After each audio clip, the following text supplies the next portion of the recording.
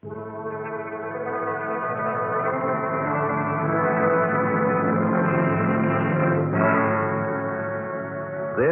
the story of the Pacific and its people, of the peaceful sea and the lands and lives it touches, and their meaning to us and to the generations to come.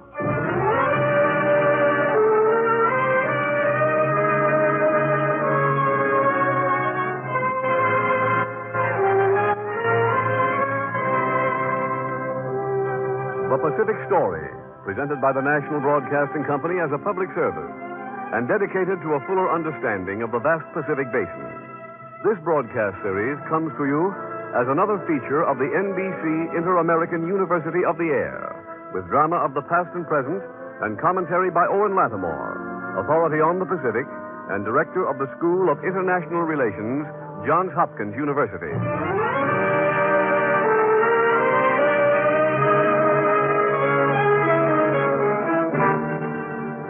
Monsoon, Asia, the geography of rice and rain.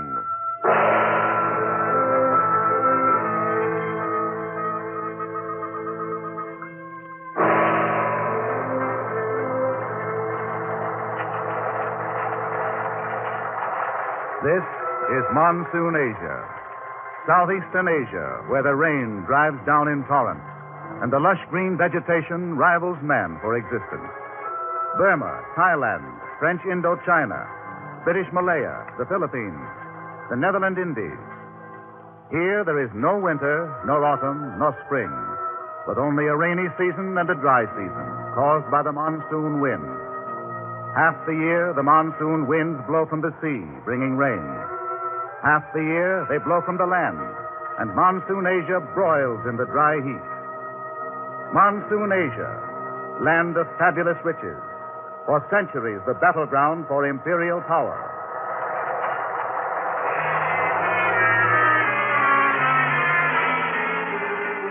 In Monsoon Asia live 147 million people.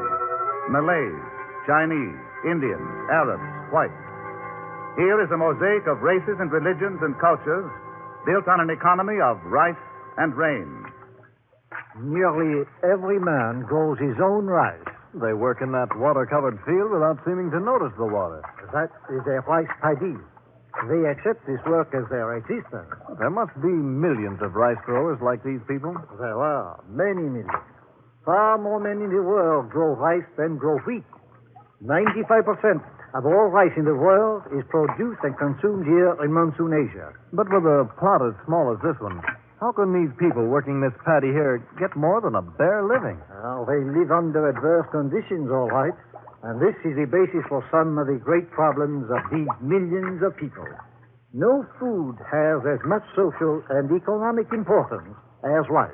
But what of tin and rubber and the other rich resources of Southeast Asia?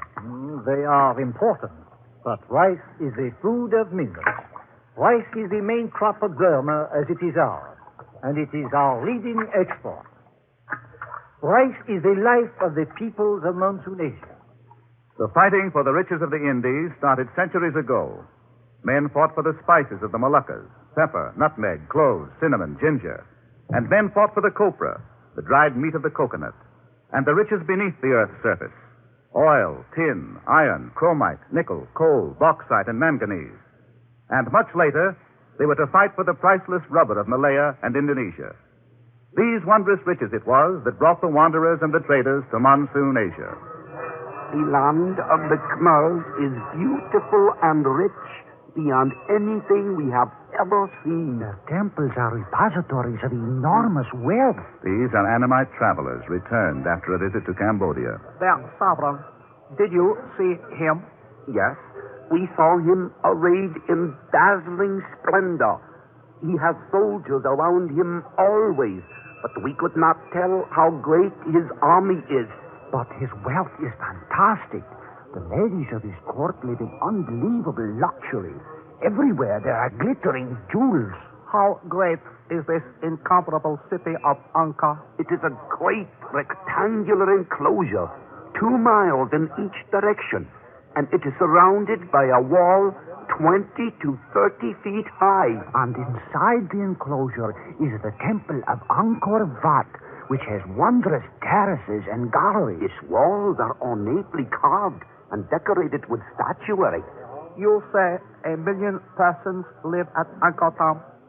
Are there more people, many more, living in the surrounding country? Oh, 20 or 30 million people. Ah, then they must be strong. They are intelligent and resourceful, and their army is well equipped. You saw visitors from other lands at Angkor too? We saw visitors from Thailand who stood as amazed as we. The streets of Angkor Thom are filled with people. Enough. We must march against Cambodia at once if we are to march, or the armies of our neighbors will reach there before.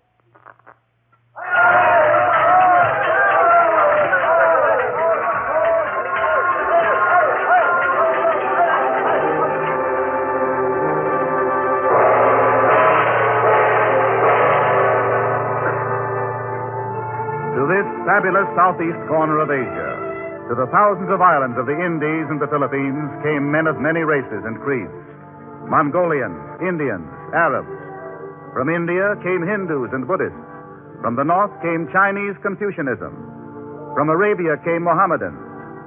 For centuries, Arabs sailed before the wind to Monsoon Asia in their ancient dhows. By the 13th century, sea traffic to Southeast Asia had developed to such a stage that a giant Chinese junk was fitted out in Arabia for a voyage through the Indian Ocean. For weeks they've been carrying supplies aboard this great junk. The voyage will be long. None but Ibn Battuta would dare such a great voyage. Ibn Battuta is the greatest traveler of all the Arabs. Yes, none but Ibn Battuta could bring a junk so magnificent back here from across the sea. The Chinese built it. Ah, they are wise and cunning. Everyone knows the Chinese are truly the wealthiest people on earth. The junk is large as a floating city. It will carry a crew of 1,000 men, whereas 400 are soldiers. 1,000 men? Yesterday I stole aboard and feared for my life until I could get safely ashore. You saw the decks? Ah, yes. They are so large that garden herbs and ginger grow in gardens on them. And there are houses built on the decks for the chief officers and their wives. It is so big? How can those sails of bamboo matting pull it through the sea? See those oar holes? Those are for oars? Yes. Oars so large that 10 to 30 men pull on each oar. Ibn Battuta is great indeed. Soon now the junk will be loaded. And then with the 3 smaller junks that are its tenders, it will sail out across the seas. Before the wind, Ibn Battuta, the Arab, sailed his great junk, large as a floating city, to the riches of the Indies. With bamboo matting sails flapping in the wind against the tall teak masts, the great junk sailed out into the uncharted Indian Ocean and anchored off the Nicobar Islands. Ibn Battuta wrote in his log, "Here we went ashore in search of fresh water. The natives were fearful of us and would not permit any ship to sail in front of their houses. Fresh water was brought down to the shore by elephants. None of us could speak the language of the natives, and neither could they speak ours. We traded by signs. Men went about naked, and the women wore a girdle of leaves only. All were remarkable for the ugliness of their dog-like faces. From here we sailed eastward." Ibn Battuta, the Arab, sailed his great junk across the Indian Ocean to Akyab and Rangoon in Burma, where today battles of the Pacific War are being fought, and where still more important battles are in prospect. Down the Straits of Malacca, Ibn Battuta sailed with his Moslem traders. From Sumatra, Ibn Battuta sailed to Java, then up with the changing winds to Singapore, up to Thailand and Cambodia, then up the Mekong River. What a wide and lazy river. It is yellow as gold. Yes, and it leads to the greatest metropolis in all Asia. Angkor Thom. We have heard of it for years. I am eager to see it. All the world stands in awe at its wonders. What luxuriant vegetation there along the shore. Coconut trees, and there is a banana tree. And that flowering vine, more beautiful than anything I have ever seen. Yes. And see the native huts. They build them high on stilts. How strange. That is to protect the natives against the floods in the rainy season. Yes. And against the tigers in the dry season. Look at the rice paddies between the huts. Here there are rice paddies everywhere. What is that ahead of us? The river widens out. The lake. The opalescent lake the travelers have told about. Yes, like a great opal. What are those along the shore? Those great white birds? Those are herons. Herons. They are like a picture standing there in the opal water of the lake, with the rich verdure behind them. So this is the setting for Angkor Thom. We are close to the great city now. It is said that it is only a short distance from the shore. Soon we will stop. Then we shall go inland to behold the glory of Angkor Thom and Angkor Wat. Ibn Battuta found the most advanced civilization of his time at Angkor Thom, a grandiose city in the steaming jungles of Monsoon Asia, where the Cambodians led a life of enlightenment and luxury, while Europe was sunk in the Dark Ages. Fabulous Monsoon Asia, where in the 13th century men were already scrambling for riches, and where 700 years later the Japanese were to strike in their quest for empire.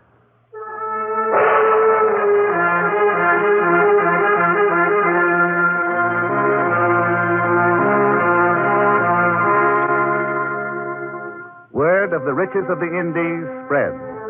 Columbus dreamed of a shorter route to the Indies. And in 1510, Alfonso Albuquerque, in command of 10 Portuguese vessels, put in at Malacca, the main port in the Malay Peninsula. For 40 days, the Portuguese ships traded at Malacca. Albuquerque won the friendship and the confidence of the Sultan, Ahmed Shah. You have been most gracious to us, Commander Albuquerque. This is Sultan Ahmed Shah.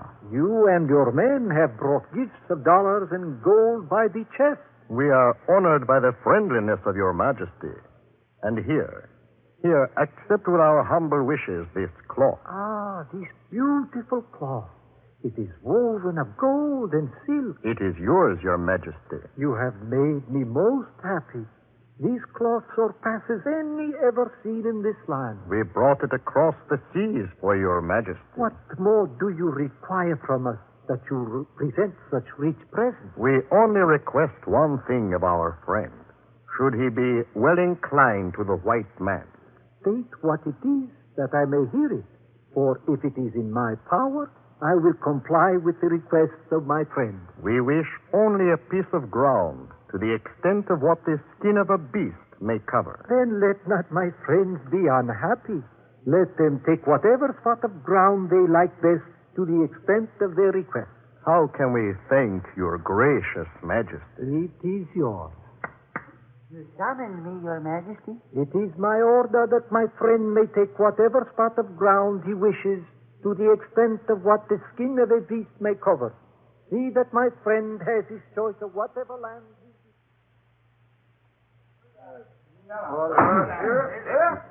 Drive this next stake here. Hold the stake so I can strike it. Watch well that you don't strike me. Put the cord around the stake and stretch the cord to that further stake there. Aye, aye, sir. But, Commander, His Majesty the Sultan ordered that you might take a spot of land to the extent of what the skin of a beast may cover. That is all we are taking. But this spot is large enough for a great building. We have cut the skin of the beast into cords and tied them one to the other.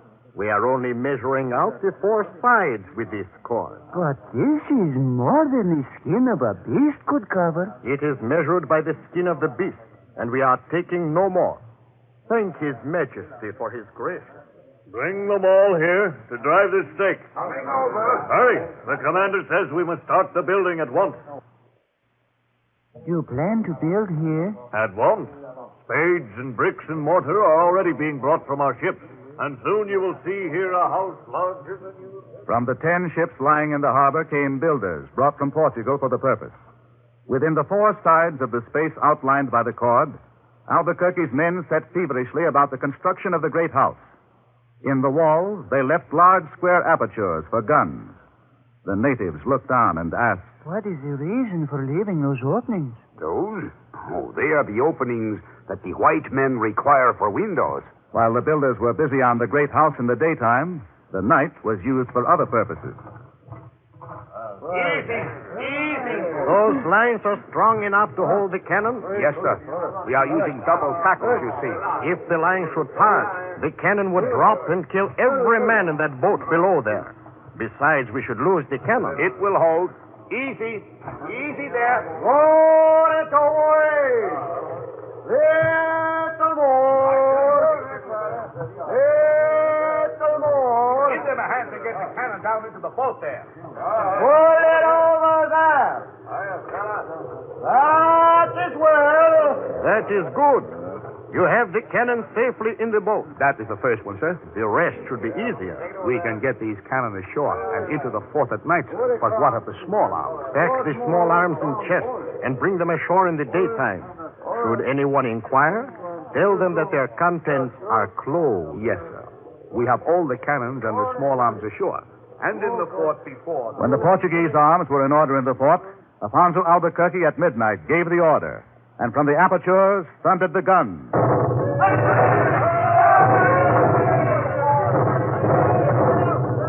Where is Commander Albuquerque? How did the natives behave in the city? They are in panic. Oh, Commander Albuquerque. The Sultan, Ahmed Shah, what happened to him? He ran away, sir.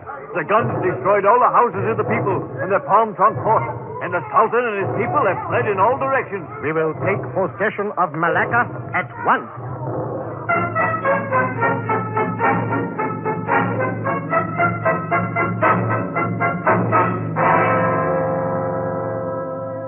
The first of the empire builders had come to Monsoon, Asia. With sword and money and blandishments, they established themselves. From their base at Malacca, the Portuguese reached out for their gold, the Moluccas. The wind is coming up. The wind is not our greatest dangers in these waters. We have a Malay pilot, and he knows well the waters of the archipelago. Sometime the Javanese will be lying in wait for us. We are armed. Yeah, but we are no match for them. One ship against many. They have opposed the spread of our trade, especially to the Spice Islands from the very first. The Sultans of Java and Sumatra have harried our ships whenever we have come through here. But they have never been able to stop our spice trade. But they will keep trying.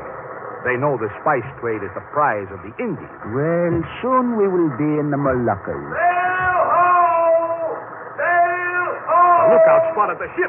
We're away! 2 points off the port bow! 2 points off the port bow.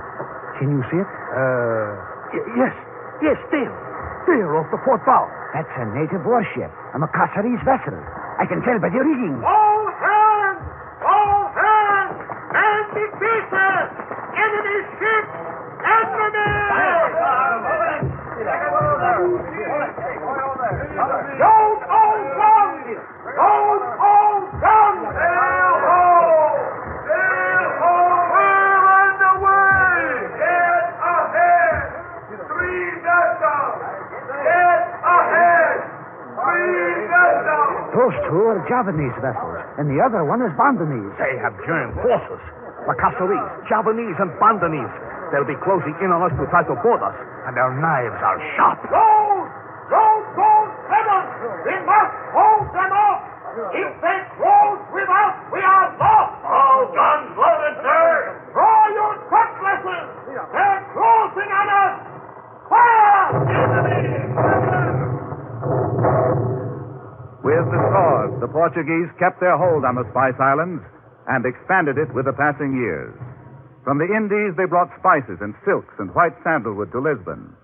And here, too, came traders from rival nations to buy and to dream of empires of their own in Monsoon, Asia. For nearly 100 years, Portugal kept secret her routes to the Orient, her charts and her sailing direction, hoarded them like emeralds and rubies, and then... I have come to you because you are a merchant. Yeah? You have been to Lisbon? Oh, many times. Our merchant cities here in Holland have grown upon the Lisbon trade. What is your name again? My name is Van Linschoten. Jars Van Linschoten. Van Linschoten, yeah. And you know the eastern routes? I have talked to sailors of the Portuguese ships. No, but they are forbidden to talk to foreigners. I was a writer to the Bishop of Goa, and there the Portuguese sailors came to the cathedral. Yeah?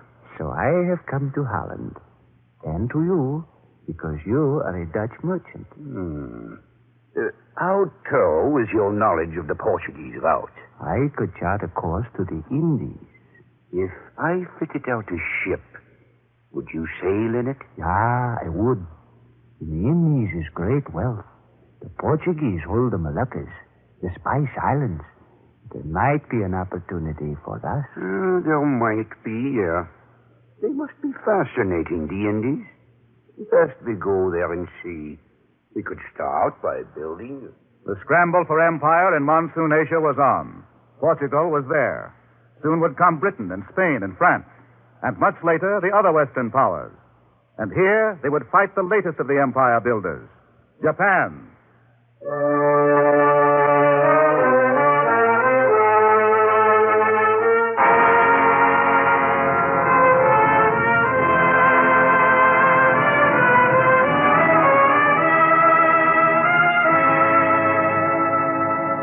Southeast Asia, with its rice and rain, with its riches that have become legend through the centuries, had fallen under the shadow of the Westerners. And now, for some hundreds of years, the struggle here was to be an important part of the great conflict between the East and the West in the Pacific War.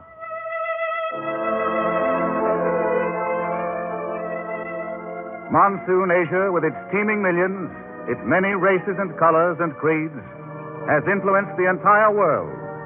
And here to tell its underlying meaning is Owen Lattimore, authority on the Pacific and director of the School of International Relations, Johns Hopkins University. Mr. Lattimore. Half of the people alive in the world today live in Asia. They total about 1 billion people. The region in which they are most densely concentrated is Monsoon Asia. When we Americans think of a densely populated area, we think of an industrial area where many people live crowded together because they work at machines in factories. In American farming areas, people live at a comfortable distance apart, with plenty of land and lots of fresh air between them. Monsoon Asia is just the opposite of this. Here it is farming that crowds people together, a peculiar kind of farming regulated by the monsoon seasons.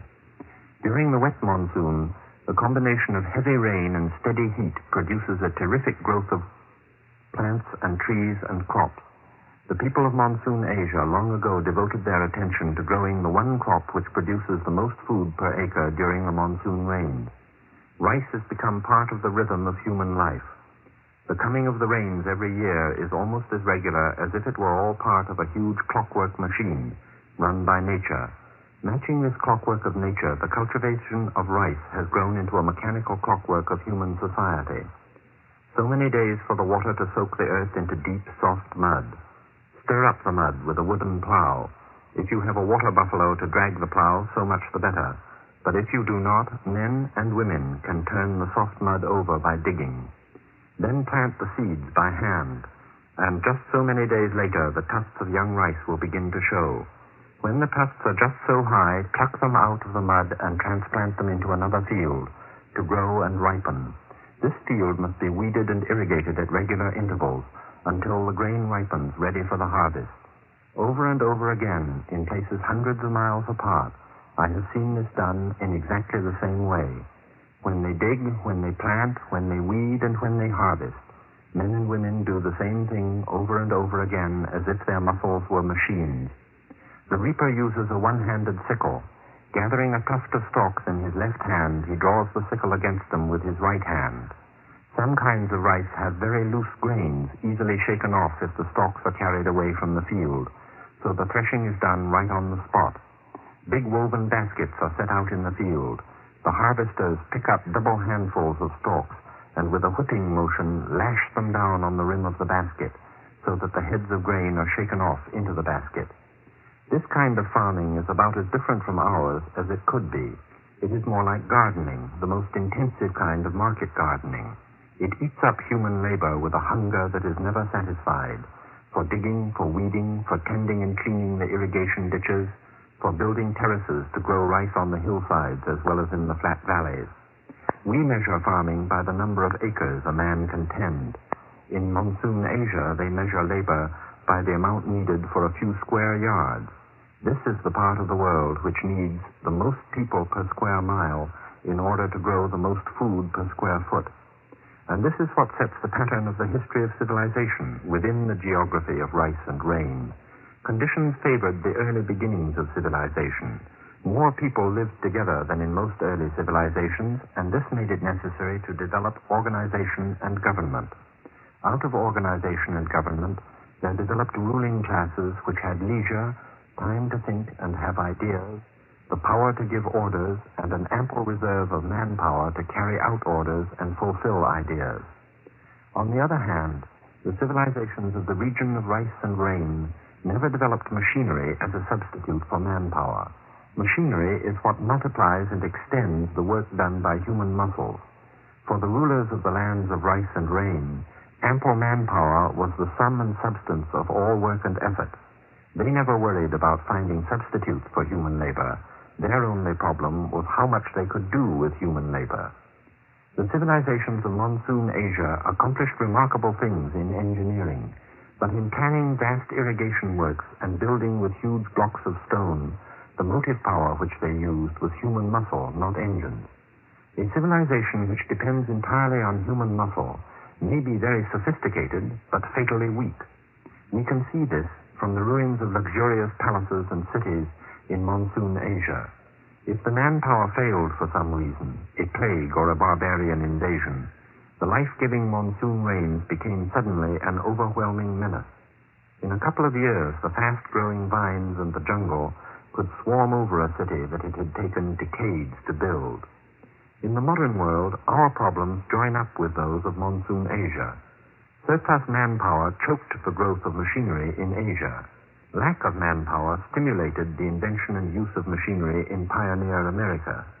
Today we live in a world in which the machine has become so powerful that on the one hand there is no country which machinery cannot invade, while on the other hand the use of machinery cannot be denied to any people. At the same time, there is a political problem that goes along with machinery. The political system known as democracy is the twin brother of mechanized factory industry. The history of the Industrial Revolution is inseparable from the history of the American and French Revolutions. Today the machine has access to every country in the world. At the same time, the people of every country in the world demand access to political democracy. Since half the people of the world live in the Asiatic countries in which there is the least machinery, we can describe our problem in two ways. If we are to have freedom, men must own machines and must not be owned by machines. And if we are to have a democratic world, then we must allow for the development of political democracy among that half of humanity which at present does not have political democracy. Monsoon Asia is no longer a distant region of strange climatic behavior. It is part of the problem of contemporary America. Thank you, Mr. Lattimore.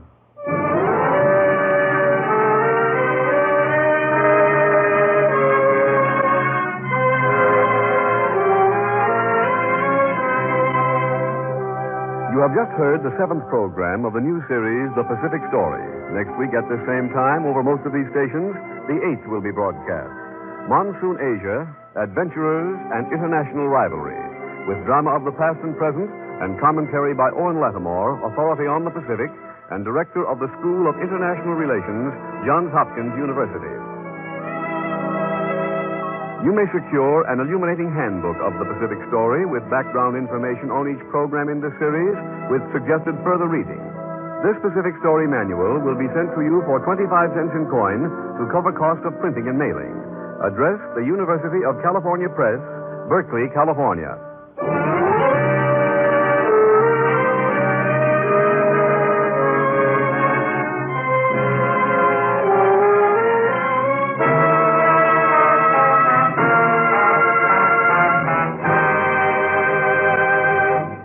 The Pacific Story is written and directed by Arnold Marquis. The musical score is composed and conducted by Charles Dance. Your narrator, Gayne Whitman. This program has been presented as a public service and another feature of the Inter-American University of the Air by the National Broadcasting Company and the independent radio stations associated with the NBC network. This is the National Broadcasting Company.